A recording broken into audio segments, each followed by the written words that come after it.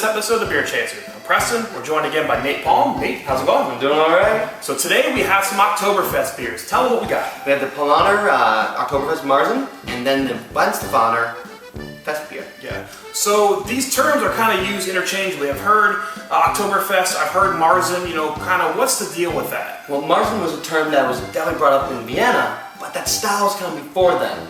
It was a style of beer that needed to last through the summer. So they put it down in the caves, higher alcohol content, make it through, so when the October months, the fall months start coming out, that's when it's actually ready to start being drowned. Yeah, so from my reading, it's basically Marzen kind of is bred from Vienna. When Munich brewers got a hold of it, it kind of became Oktoberfest. And Oktoberfest, as some of us may know, in 1810 it was actually to celebrate the Prince of Bavaria getting married. Had nothing to do with beer at the time, but as you know, Americans, and I guess as Germans by default, any reason to celebrate and drink some beer is a good reason to drink some I think that's a great reason. Alright, so ready to drink some of these beers? I've always been ready. Let's drink some beer.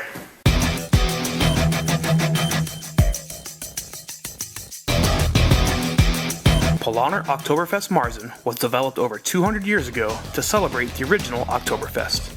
Today the beer is available year-round in the US due to its popularity. It has an ABV of 5.8%, an IBU of 24, beer aggregate rated at 87, rate beer rated at 97. Alright, so up first we have Paulaner Oktoberfest-Marzen. Let's go for the ratings and look at the appearance. It's super clear. brilliantly bright and clear. But it has that nice full golden reddish orange color that you expect out of a nice Marzen. Mm-hmm. The head was nice, like what you would expect, white little bubbles, not crazy head, but not like that silly stout head, but a nice white foam on top. Yeah. What do you want to rate the appearance? For what it's supposed to be, what it should be, I'm rating it a 5. I give it a 5, man. It looks straight amazing. out. Looks great. Let's go for the smell. So you get that lager characteristic, kind of lagery kind of smell. You get that sweetness to it, a little bit of that weediness. Mm-hmm. Don't get a ton of hops. What's there, I think, is just kind of, you have to search for it, kind of. Exactly. Like, if you know what kind of hop you're looking for, you might smell the hop, but other than that, you're smelling mostly malt. Yeah. What do you want to rate the smell? Granted, with the smell, it's supposed to be more of that sweeter malty star style with not a lot of hop, so, yet again, I think they nailed it right on the head. I'm going to hit it with a 5. Yeah, I think a 5 as well. I think for the style, it smells great. Mm-hmm. Well, the best part, the taste. Thank Cheers. God.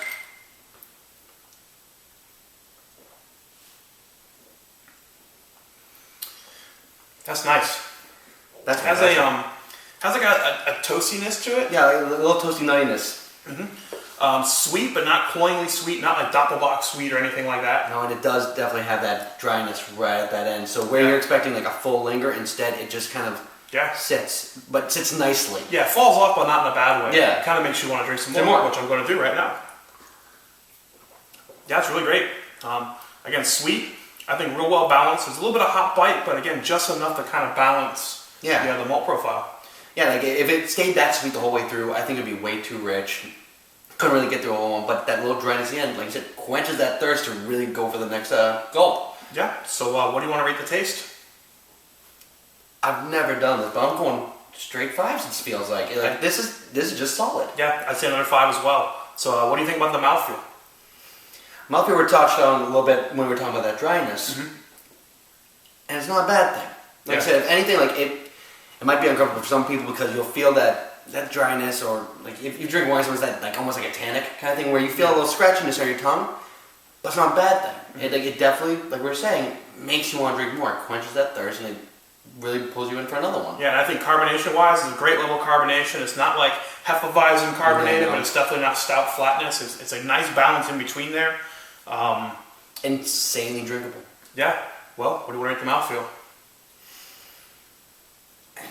Yeah, 5. Did I say 5? I would say 5 again. So basically, overall, I think we're saying this is just a perfect 5 beer. Yeah, I think definitely for style, it's classic. This is Paulaner. They've been doing beer since like the 1200s. Yeah. This is from their region. Probably been doing it longer than just about anybody out there. So. And it's the Oktoberfest-Marzen, so that's one that if anyone's going to be drinking, that's the one they're going after. So they've got to do that one correctly, and they did. Yeah, awesome. So there you go. That's Paulaner's Oktoberfest-Marzen, 5 out of 5. Cheers, brother. Cheers. Papa. Weihestephaner Fest Beer is a seasonal lager that is brewed especially for the Fest Beer season. It has an ABV of 5.8%, an IBU of 26.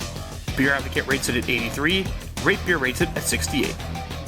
Alright, so up next we have Weihestephaner's Fest Beer. Let's go for the rating, look at the appearance. So, another brilliantly clear, very nicely filtered beer here. A very light, straw yellow kind of thing. Which is definitely different from the orange, gold, red of the and if you look at the BJCP styling for a Marzen beer, Oktoberfest beer, they're supposed to be darker than this, but it's Fest beer. Yeah, so assuming that it is the Oktoberfest beer. Yeah, I'm not quite sure how to rate that. I'll say a 3 just to be fair. Since it is that clearish, straw yellow and not that golden and red that we're expecting, I'd have to go for a 3. Okay, let's go for the smell. So it smells similar to the Paulaner, just maybe not quite as pungent, but you do get some of that kind of lagery, kind of a sweet Oktoberfest smell. Yeah, you don't get the caramel sweetness we got from last one, but definitely a light, very sugarcane kind of sweetness. Yeah, you're not getting any hops, No. It's there, it's just kind of in the background. You really have to search for it, I guess, if it is there.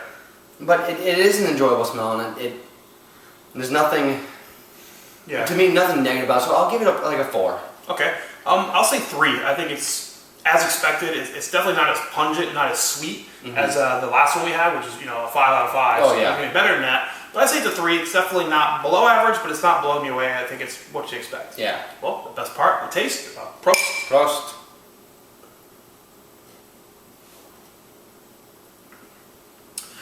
So it usually does have a similar flavor to the Paulaner, just not quite as pungent. Actually, I with the Paulaner is that sweetness up front, with the dry back. This one is more of a dry, bitterish, slightly sweet front, more dry back. Yeah. So it kind of the whole way through is more of a dry style beer. And it's surprising though for the sweetness we are getting for the color though. Compared to the other one, you would expect the difference to be like really night and day, and these are very still similar, even though this is way lighter in color. Exactly. It still has that sweetness, still has the dryness, still has that sweet smell. Like those notes are there, just not as extreme as what we had. Right. So we want to rate the taste. For taste, I'll go for 3. Yeah, I'd agree 3. It's again meeting expectation. It is what the style should be. Not above average, not below average, just right there in the middle of the road. Yeah. What do you think about the mouthfeel? Mouthfeel wasn't as pleasurable as the last one. Yeah. With this one, like I said, it starts with that dry bitterness. So right off the bat, you kind of get stabbed, and that stab does not. Now that you said that, I took another swallow. I definitely agree. Yeah, it's dry straight through, so it doesn't pull you back to another sip as much as the last one. You kind of drink one and go, okay. Yeah. Here we go. And I'm getting a little more of the hops now too on it. It's a little more hoppy than I think I'd like. And I think as it's warming up in our hands, the hop is starting to brighten up and come out, which for some it's going to be very enjoyable, but for what we were expecting out of the Marzen, wasn't supposed to be there. Right. So what do you want to rate it? Dude, I'm going for 2.5 now. Yeah. If we're doing 3 as what should be, yep. I'm going 2.5. I give 2.75. I think it's just below, just a notch. Just a slight knock. It's still right where I kind of expected it, and from what I've read, it should be, but definitely lacking a little bit. Especially with what I was hoping and expecting out of, like I said, my inception of an Oktoberfest beer. Not really what I was hoping for or expecting. All right. So overall, where's that going to put the beer for you? A low 3. Yeah, I think that's a low 3 for me. 3.25, 3. I think it's right at expectation. It is a fest beer. It is an Oktoberfesty kind of beer. It is a lager. It's not straying from those things, but exactly. And it's light enough that if you want to drink a liter or 2, sure, you can do it.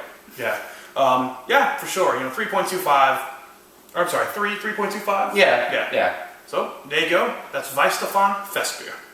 All right, with those tastings complete, that's going to wrap up this episode of the Beer Chasers. So we started with the Paulaner Oktoberfest-Marzen. And that one was solid. It was exactly what you want from a Marzen, exactly what you would read about a Marzen. It had the gold and the red, it had the sweetness, it had the slight sweet kind of caramel front with the dry back, nice clean mouthfeel. Everything I'd want out of a Marzen, hitting that thing straight out at a 5 out of 5. Yeah, I can't say it any better. I mean, perfect Oktoberfest beer. So we talk about beer chasing for this one with such a high score. obviously we're going to go down to the store and pick some more up for Oktoberfest. Would you drive 3 hours in a brewery to pick this one up on a special release? Honestly, I'll do a special release. If I'm having an Oktoberfest party myself, I want the best Oktoberfest beer I can find. I'm going to get it. Yeah. So we'd go 3 hours in a brewery. Would we drive across state lines specifically for this beer? Again, considering that you were a super huge Marzen fan and this is the Marzen beer you wanted to get. How many people are coming to this party? How many do you want? I might go over state lines so I can actually give, honestly, I want to give my friends, give my family, give people what a Marzen, from what I've seen, should be. Yeah. I would agree as well. I think this will be worthy of a trip. If you're into the style or you're throwing a party and you are known as the beer guy who's going to have the best Marzen around, this is one you would cross state lines for. Yeah. So would you fly across the country for a very special release of this beer? I would call someone, ask them to stand in line for me. Yeah. No. That's a hard sell. There's very few beers. To be fair, not every 5 out of 5 beers is still worth going. You know. Is it worth the plane ticket? Is it worth dealing with TSA? No. Yeah. But I would, if it's across the country, and I'll call them and tell them they need to drink this. You have the opportunity. You have the chance. You need to. Yeah, I'd agree. I don't know if I'd be flying across country for it, but still a damn good beer. Definitely happy I can go get it at the store pretty much year round. Yeah. So I'll definitely pick this one up again. So then we had Weihestephaner's Fest beer. Not so much. Yeah. That one, like I was saying, we're assuming it's an Oktoberfest beer. That's when it comes out. That's when we're getting it. That's what we're wanting. And it's not. It's that pale yellow. It's got hoppiness to it, which honestly the hoppiness is not supposed to be there. Yeah. Like that is not a bad thing for some people, but for a Marzen, it's not supposed to be there. It had that bitter dry front with a dry back. The mouthfeel had that bitterness. It had that dryness. So as a Oktoberfest beer, we hit it at the 3.25 line because no. Yeah, which is really disappointing because I'm a big fan of Weihestephaner. I love everything they do. Yeah. Except this one. So it was about time we found one that was a stinker. And maybe it's not fair to call it a stinker. You know, one that wasn't exactly what we were hoping for. You know, Weihestephaner I hold on such a pedestal because everything they make is 4, 4.5, and 5. Exactly. So to have something that was kind of at that 3 in one category below a 3 was kind of surprising. Yeah. So would we even go to the store and pick this one up again? I wouldn't. No. And again, that hurts me because I love the brand. Honestly, even less.